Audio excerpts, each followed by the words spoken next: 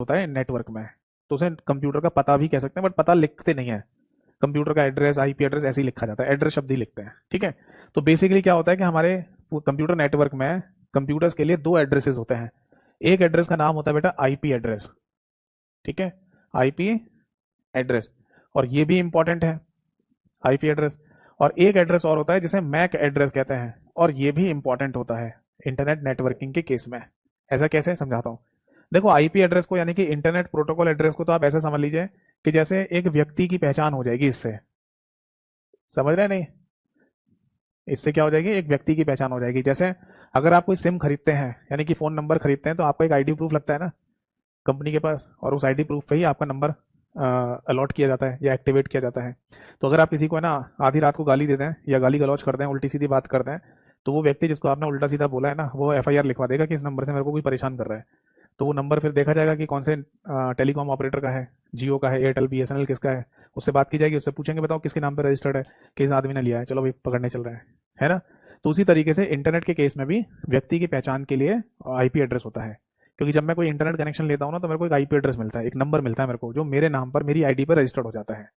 और ऐसा इसीलिए किया जा रहा है क्योंकि कल अगर मैं अपने घर पर बैठकर कोई इंटरनेट से जुड़ा हुआ अपराध कर दूं, साइबर क्राइम कर दूं, तो मेरे तक कोई तो पहुंच पाए, किसी भी सोर्स से तो पहुंच पाए, समझा नहीं।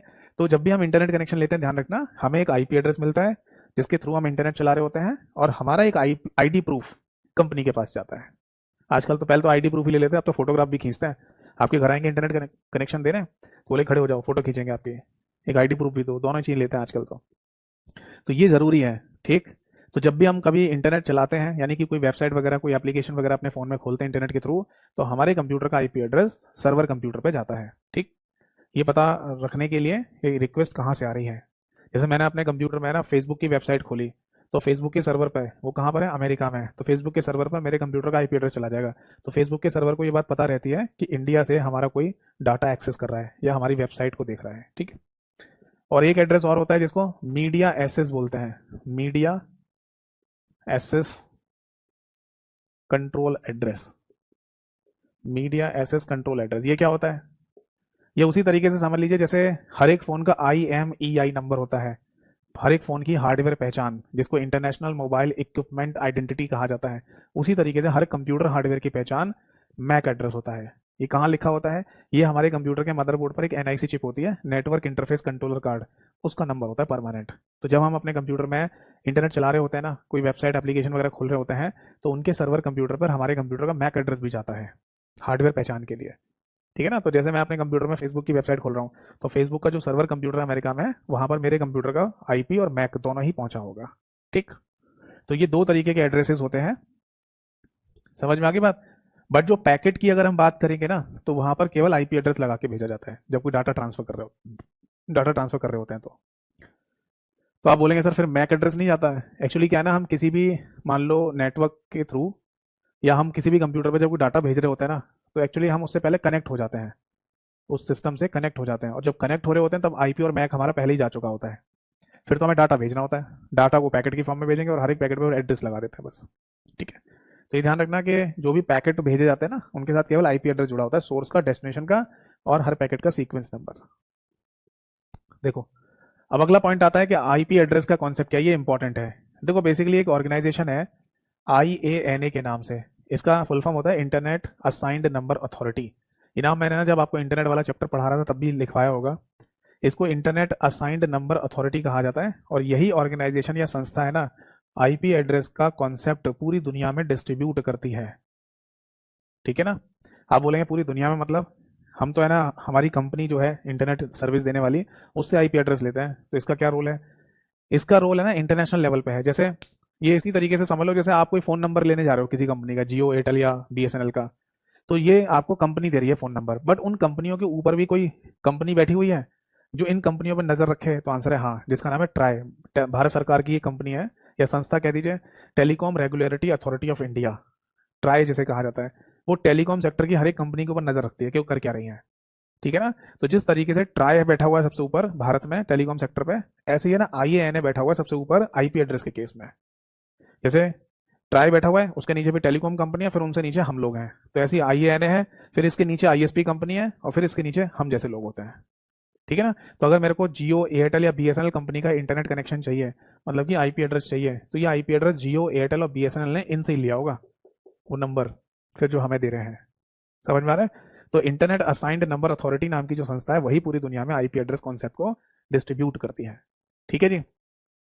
अब इसने जो आईपी एड्रेसेस बनाए ना बेटा, नंबर सिस्टम जो बनाया आईपी एड्रेस का, उसमें दो वर्जन बनाए हुए हैं, एक IPv4 के नाम से और एक IPv6 के नाम से। आप बोलेंगे सर दो क्यों है? एक ऐसे समझ लो, एक करंटली यूज हो रहा है और एक भविष्य के लिए यूज होगा। खैर अभी यूज जो क्या हो रहा है IPv4 वाला, इसके साथ साथ IPv6 वाला भी यूज होना शुरू हो गया है। अब इस समय IPv4 V6 दोनों ही मिलकर चल रहे हैं। ठीक है। तो इसमें एक क्वेश्चन तो सबसे इंपॉर्टेंट यही पूछा जाता है कि IPv4 वाले में आईपी एड्रेस कितने बिट्स का होता है, तो आंसर है 32 बिट्स का। और IPv6 वाले में आईपी एड्रेस कितने बिट्स का होता है, तो आंसर है 128 बिट्स का। 128 बिट्स से लिखा जाता है आईपी एड्रेस। अगर ये बाइट में पूछा जाए तो बाइट में हो जाएगा बेटा 4 बाइट। क्यों? क्योंकि 32 बिट्स है ना, तो एक बाइट में 8 बाइनरी बिट होती है, तो 8 से भाग दे दो 32 को, तो 4 आंसर आ जाएगा। और अगर 128 में है ना 8 से भाग देंगे तो 16 बाइट आंसर आ जाएगा। तो सबसे इंपॉर्टेंट क्वेश्चन तो यही है जो अक्सर एग्जामों में पूछा गया है कि बताओ IPv6 के अंदर आईपी एड्रेस कितने बिट से लिखा जाता है, IPv4 के अंदर आईपी एड्रेस कितने बिट से लिखा जाता है, तो आंसर है 32 बिट्स और 128 बिट। अब अगला पॉइंट आता है valid IP address. Valid IP address यानी कि आपको 4 ऑप्शन दिए जाएंगे और आपको ये बताना है कि इनमें से सही आईपी एड्रेस कौन सा है। ठीक है बेटा। बट ये ध्यान रखना कि यहाँ जो हम बात कर रहे हैं वो IPv4 की बात कर रहे हैं। ठीक है ना। IPv4 वाले वर्जन की बात कर रहे हैं, क्योंकि अक्सर जब भी इस तरीके का कोई क्वेश्चन पूछा जाएगा तो IPv4 का ही पूछते हैं, V6 का नहीं पूछते। तो वैलिड IPv4 का आईपी एड्रेस कैसे लिखा जाता है, ये क्वेश्चन है। तो मैं आपको यहाँ पर 4 ऑप्शन दे रहा हूँ, आपको बताना है कि इनमें से कौन सा सही आंसर है। कुछ ऐसे लिखते हैं, ठीक है। जिसको भी थोड़ी बहुत जानकारी हो वो बताना, जिसको नहीं जानकारी कोई दिक्कत नहीं है, मैं अभी सारे रूल एंड रेगुलेशंस बता ही दूंगा।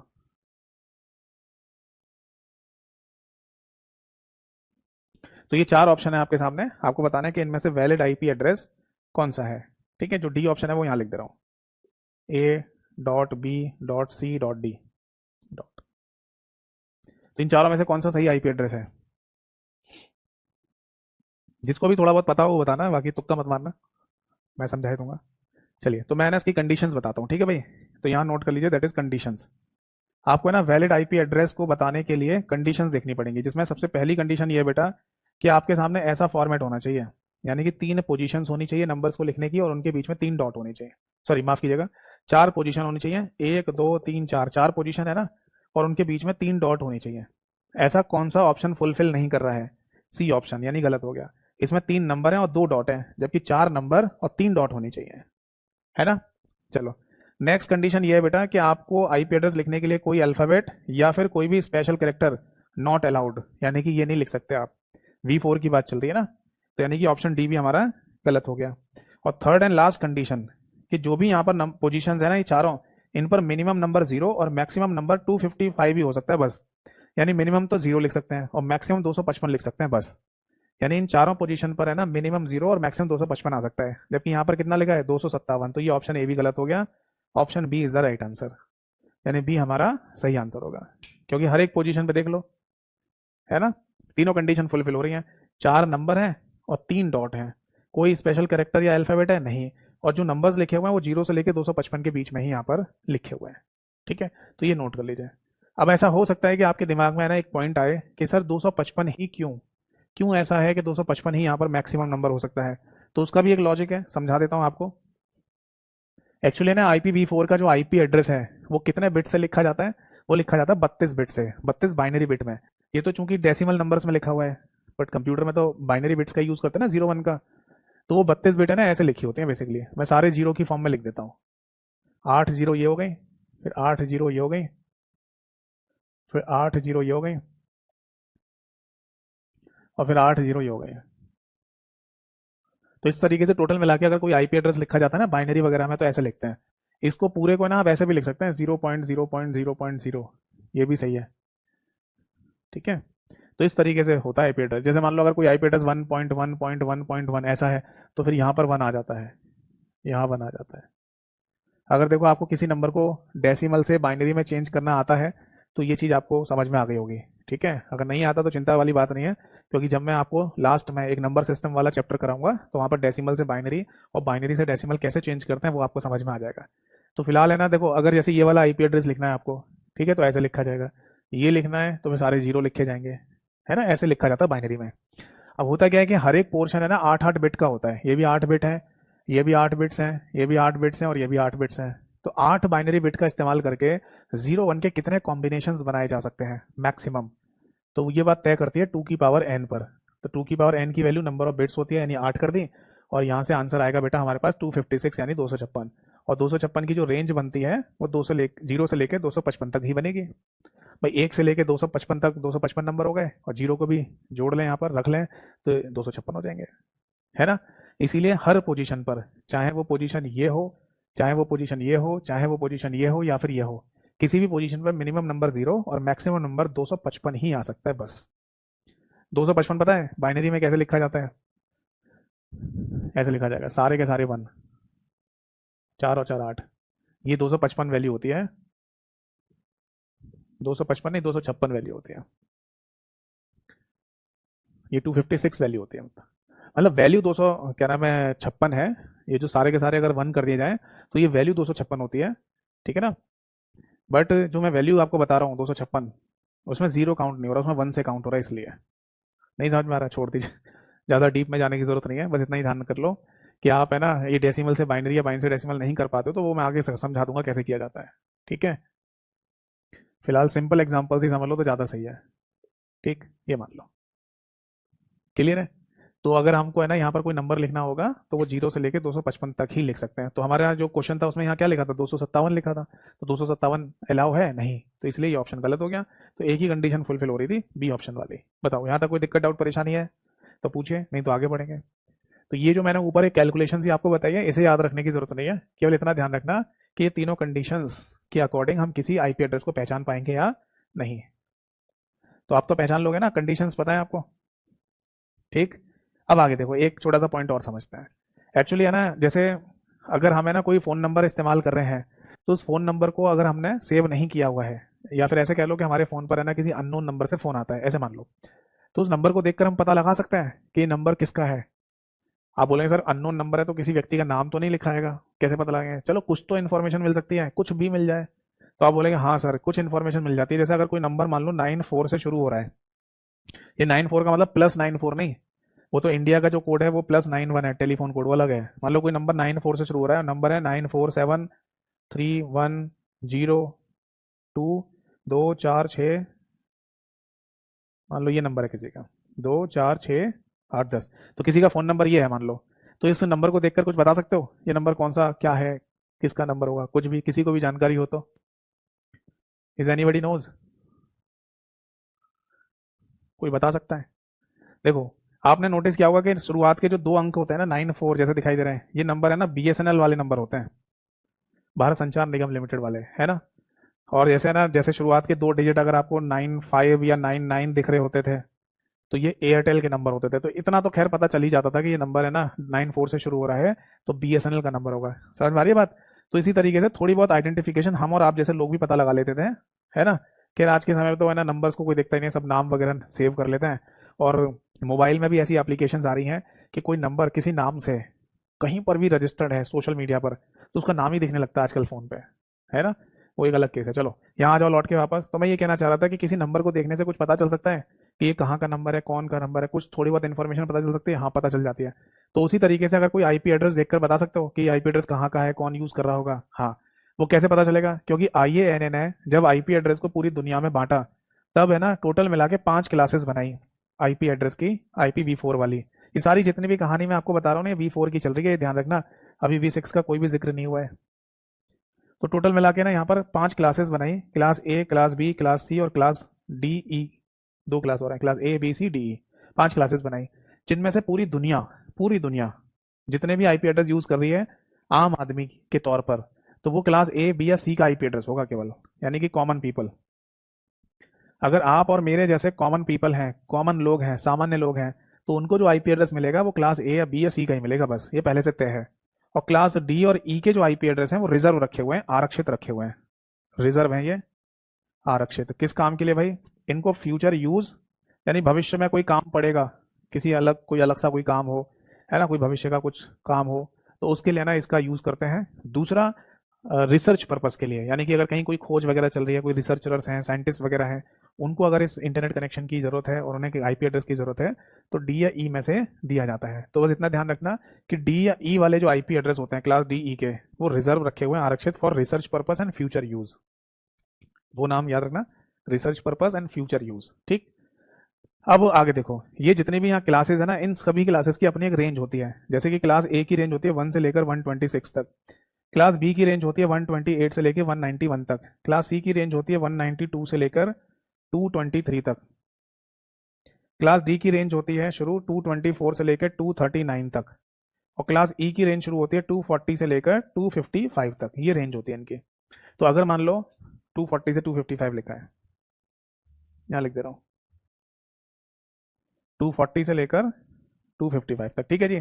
तो अगर आपसे ना कभी ऐसा भी पूछ लिया जाए कि बताओ नेटवर्किंग के केस में या आईपी एड्रेस के केस में क्लास बी की रेंज कहाँ से कहाँ तक होती है, क्लास सी की रेंज कहाँ से कहाँ तक होती है, तो आंसर होगा क्लास सी की रेंज में 192 से लेकर 223 तक, 192 से लेकर 223 तक। ठीक है। अब आप में आपके दिमाग में ना एक क्वेश्चन आ रहा होगा, सर यहाँ पर 127 नंबर गायब है, ये क्या, कहाँ चला गया? तो इसकी कहानी भी अभी समझाऊंगा। पहले ये समझ लीजिए कि इन रेंज का मतलब क्या है। जैसे अभी थोड़ी देर पहले ही है ना, मैंने एक आईपी एड्रेस लिखा था आपके सामने, एक ऑप्शन 192.168.257 लिखा था। अब वहां पर 257 की जगह ना लिख देते हैं, मान लो 255 लिख दो, चलो, और 1 लिख दो। तो क्या ये वैलिड आईपी एड्रेस है? हाँ, ये वैलिड आईपी एड्रेस है, एकदम करेक्ट सही लिखा हुआ आईपी एड्रेस है। ठीक, सारी कंडीशन फुलफिल हो रही है। तो अगर ये पूछा जाए कि इस आईपी एड्रेस में शुरुआत का जो नंबर है 192, इसको देखने से कुछ पता चल रहा है, तो आंसर है जी हाँ, ये रहा। यानी कि एटलीस्ट इतना तो पता चल ही गया कि ये जो पूरा आईपी एड्रेस लिख रहा है, ये क्लास सी का आईपी एड्रेस है। अब समझ में आया? जैसे किसी फोन नंबर में शुरुआत में 94 लिखा हुआ है, तो उससे पता चल जाता है कि वो नंबर बीएसएनएल का नंबर है। ऐसे ही पता चल जाएगा किसी भी आईपी एड्रेस को देखकर कि वो क्लास सी का आईपी एड्रेस है, 192 को देखकर। अगर 193 होता 193 तो भी क्लास सी का होता, या 223 होता शुरुआत का नंबर तो भी क्लास पता चल जाती। इसमें एक बात और ध्यान रखनी है कि 192 वाले जो आईपी एड्रेसेस होते हैं क्लास सी के, ठीक है ना, ये आईपी एड्रेसेस इंडिया में यूज होते हैं, इंडियन आईपी एड्रेसेस। यानी हम भारतीय अगर आईपी एड्रेसेस का इस्तेमाल कर रहे हैं तो उसमें आपने अक्सर देखा होगा 192 192 नंबर ही आगे लिखा हुआ आपको दिखाई देगा। ठीक है। अब ऐसा हो सकता है कि आप में से किसी का इंटरेस्ट हो, आप में से किसी का इंटरेस्ट हो और आप इस क्लास को देखने के बाद फिर ना आईपी एड्रेस पर रिसर्च करना शुरू कर दें, तो आपको पता चले कि आपके कंप्यूटर का जो अभी आईपी एड्रेस है वो 192 से शुरू नहीं हो रहा मान लो, या कोई और नंबर से शुरू हो रहा है। फिर आप बोलेंगे सर आप तो कह रहे थे कि इंडियन आईपी एड्रेस 192 से शुरू होंगे। तो बेटा मैं आपको बता दूं कि ये सारा कॉन्सेप्ट जो मैं आपको बता रहा हूँ, इसे क्लास वाला आईपी एड्रेस कहा जाता है, जिसमें आप देख रहे हैं कि यहाँ पर क्लासेस बनी हुई हैं। तो ये था पुराना कॉन्सेप्ट, ठीक है, जो यूज नहीं किया जाता। बट आप बोलेंगे सर यूज नहीं किया जाता तो फिर आप पढ़ा क्यों रहे? क्वेश्चन इसी से पूछते हैं। हम जो आज की डेट में इंटरनेट चलाते हैं ना बेटा, उसको कहते हैं class less IP addressing. Class less IP addressing मतलब जहां क्लासेस का कॉन्सेप्ट नहीं है वो यूज करते हैं। इसीलिए ना आपको अगर आईपी एड्रेस दिखाई दे जिसमें शुरुआत में 192 ना हो, कुछ और नंबर हो, तो समझ जाना वो क्लास लेस आईपी एड्रेस दिखाई दे रहा है आपको। पर जो किताबें बनी हुई हैं, जो कॉन्सेप्ट बने हुए हैं, उसमें समझाने के लिए क्लास वाला ही आईपी एड्रेस समझाया जाता है। क्लास लेस आईपी एड्रेसिंग को तब समझाया जाता है जब आप कोई टेक्निकल एग्जाम देने जा रहे हो, जैसे बीटेक लेवल का कोई एग्जाम हो आपका, तो वहां पर क्लासलेस आईपी एड्रेसिंग को पढ़ा जाता है, थोड़ा डिटेल में पढ़ा जाता है। ठीक है। तो फिलहाल बस ये समझ लेना कि जो कॉन्सेप्ट है शुरुआत का, जब क्लासेस का कॉन्सेप्ट था, तब 192 जो नंबर है, इस नंबर से शुरुआत होने वाले जो आईपी एड्रेस आपको कहीं भी दिखे या दिखते थे, ठीक है, या यूज होते थे, वो इंडियन आईपी एड्रेस होते थे। तो किसी आई जैसे मान लो आपने ना किसी वेबसाइट को ओपन किया, तो उस वेबसाइट के सर्वर कंप्यूटर पर आपके कंप्यूटर का आईपी एड्रेस चला जाएगा। तो वहां पर 192.168.255.1 ये लिखा हुआ दिखाई दे रहा है। तो वो सर्वर कंप्यूटर ये जान जाता था कि इंडिया से कोई है ना डाटा मांग रहा है हमारा, तो एक ऐसी पहचान हो जाती थी। ठीक है, तो ये नोट कर लीजिए। बाकी 127 का क्या रीजन है? देखो 127 की जो रेंज होती है ना आईपी एड्रेस वाली, वो ऐसे लिखी जाती है 127.0.0.0, और इस रेंज का ये रेंज कहलाती है, क्योंकि आईपी एड्रेस तो 4 पोजीशन वाला होता है ना। तो इस रेंज का सबसे पहला यानी कि फर्स्ट आईपी एड्रेस वो कैसे लिखा जाएगा? 127 रेंज वाला सबसे पहला आईपी एड्रेस ऐसे लिखा जाता है बेटा, 127.0.0.1, यहाँ 1 से शुरुआत करते हैं। तो ये जो आईपी एड्रेस आपको दिखाई दे रहा है ना 127.0.0.0, ये दुनिया में हर एक कंप्यूटर का बाई डिफॉल्ट आईपी एड्रेस होता है, जिसे तकनीकी भाषा में लूप बैक एड्रेस कहते हैं। समझ में आए तो ठीक है, नहीं तो रहने देना। ये शब्द जो मैं लिख रहा हूँ लूप बैक एड्रेस, इसका कोई हिंदी नाम नहीं है, बस लिखना चाहो तो ऐसे लिख लो, लूप बैक एड्रेस की जगह पूरी दुनिया में हर एक कंप्यूटर का जिसमें इंटरनेट नहीं चल रहा है, सभी कंप्यूटर का बाय डिफॉल्ट आईपी एड्रेस होता है ये वाला। आप बोलेंगे सर क्यों, जब इंटरनेट ही नहीं चल रहा तो कंप्यूटर में आईपी एड्रेस क्यों है? क्योंकि जब ये कंप्यूटर मैन्युफैक्चरिंग कंपनी में बनाए जा रहे होते हैं, तब कोई तो नंबर होता होगा जिससे ये चेक करते होंगे कि ये कंप्यूटर किसी नेटवर्क से जोड़ा जाएगा तो सही काम करेगा या नहीं। टेस्टिंग, यस और नो? भाई सीधी सी बात है, अगर कोई गाड़ी बनाई गई है, कोई कार बनाई गई है, और उस कार की टेस्टिंग की जा रही है कि ये कितनी रफ्तार से दौड़ेगी, क्योंकि जब ये मार्केट में जाएगी कोई कार और कस्टमर के हाथ में आएगी तो वो कितनी रफ्तार से इसे दौड़ा सकता है, इस काम को भी करने के लिए कार में टायर तो लगाए जाएंगे ना। टायर लगा के तो गाड़ी में चेक करेंगे कि कितनी रफ्तार से दौड़ेगी, या बस है ना कार को है ना खड़ा कर लिया बिना टायर के, टायर लगाए नहीं, और अब आप सोच रहे हैं कि इसकी रफ्तार देखते हैं कितनी तेज जा रही है, नहीं हो सकता ना। तो जब टेस्टिंग के दौरान ये चेक किया जा रहा है किसी कार को टायर लगाकर कि कितनी रफ्तार से जोड़ी दौड़ सकती है, तो मार्केट में जब ये कार आएगी तो वो नए टायर होंगे, या कोई अपनी मर्जी से भी टायर लगा सकता है गाड़ी में, फिर अब वो दौड़ा लेगा उसी स्पीड से। समझ रहे नहीं? तो कोई ना कोई चीज़ तो पहले होनी चाहिए ना टेस्टिंग के दौरान, टेस्ट करने के लिए। तो उसी तरीके से जब किसी कंप्यूटर को मार्केट में उतारा जाएगा, है ना, कस्टमर ले लेगा उसको और फिर है ना इंटरनेट नेटवर्किंग से कनेक्ट करेगा, काम करना शुरू कर देगा। अब मान लो तब कोई दिक्कत आ गई तो कंप्यूटर कनेक्ट ही नहीं हो रहा, तो ये सब चीज़ें चेक करने के लिए मैन्युफैक्चरिंग कंपनी एक नंबर रिजर्व रखती है 127.0.0.1। इस नंबर को टेस्टिंग एड्रेस भी कहा जा सकता है या लूप बैक एड्रेस के नाम से भी बोलते हैं। तो इस पर अगर क्वेश्चन बनाया गया तो क्या बनाया जा सकता है कि पूरी दुनिया में हर एक कंप्यूटर का बाई डिफॉल्ट यानी कि स्वतः ही आईपी एड्रेस का नंबर क्या होता है? तो आंसर होगा ये। नोट कर लीजिए, कोई डाउट है तो पूछिए। एक बच्चे का कमेंट आया, सर जीरो क्यों नहीं है क्लास में, जीरो का कोई रोल नहीं है क्या? हाँ, जीरो का कोई रोल नहीं होता, क्योंकि हमारा कंप्यूटर ना जीरो को नल वैल्यू समझता है। ठीक है ना, जीरो कहीं बीच में तो आ सकता है बट शुरुआत में नहीं आ सकता। शुरुआत में जीरो का मतलब कंप्यूटर समझता है नल वैल्यू यानी कुछ नहीं। ये उसी तरीके से जैसे कोई आईपी एड्रेस लिखा जाए ये 0.0.0, ये है ना, तो अगर कंडीशन के आधार पर पूछा जाए आपसे कि तीनों की तीनों कंडीशन फुलफिल हो रही है इसमें, क्या ये वैलिड आईपी एड्रेस है? हाँ, तो ये वैलिड आईपी एड्रेस तो है, बट पूरी दुनिया में ये किसी को दिया नहीं गया होगा, यानी कि पूरी दुनिया में किसी भी कंप्यूटर का ये आईपी एड्रेस नहीं होगा, क्योंकि शुरुआत का नंबर क्या है, दैट इज जीरो। जीरो का मतलब क्या होगा, नल वैल्यू। नल का मतलब no IP address, no IP यानी कोई आईपी एड्रेस नहीं। तो कोई आईपी एड्रेस नहीं है तो फिर कनेक्ट कैसे हो जाएगा कोई कंप्यूटर? कनेक्ट होने के लिए कोई एक नंबर तो होना चाहिए, that is one, minimum one, ये होना जरूरी है। ठीक है, समझ में आ गई बात? जैसे अगर आप कोई लाइन में भी खड़े होते होंगे, कहीं पर लाइन लगा के भी खड़े हुए हैं, कहीं रोल नंबर वगैरह भी लिखा जाता है तो वन से ही शुरू करते हैं ना।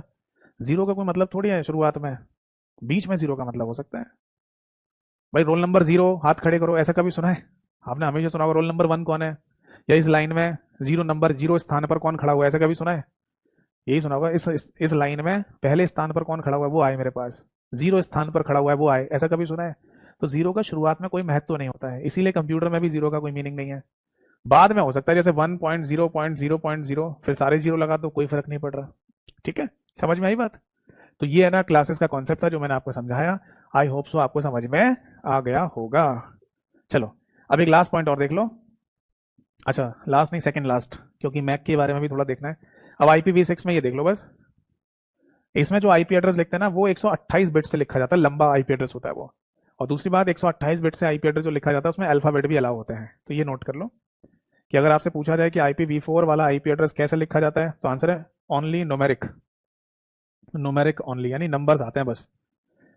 और अगर IPv6 की बात की जाए तो वो अल्फा न्यूमेरिक होता है, यानी इसको लिखने के लिए अल्फाबेट भी अलाउ है और नंबर्स भी अलाउ हैं, अल्फा न्यूमेरिक।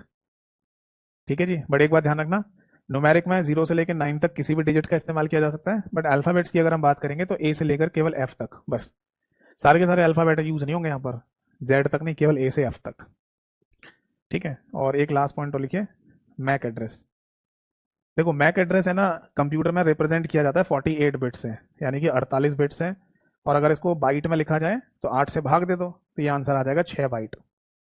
और ये जो मैक एड्रेस है ये भी अल्फा न्यूमेरिक होता है, अल्फा न्यूमेरिक, यानी इसको लिखने की जो कंडीशन है वो सेम ही है IPv6 वाली की तरह, यानी 0 से लेकर 9 तक डिजिट्स का और ए से लेकर एफ तक के लेटर्स का यहाँ पर इस्तेमाल किया जाता है। ठीक है, तो ये यहाँ पर नोट कर लीजिए। तो आज का सेशन और आज की क्लास है ना हम यहीं पर समाप्त करते हैं। नेटवर्क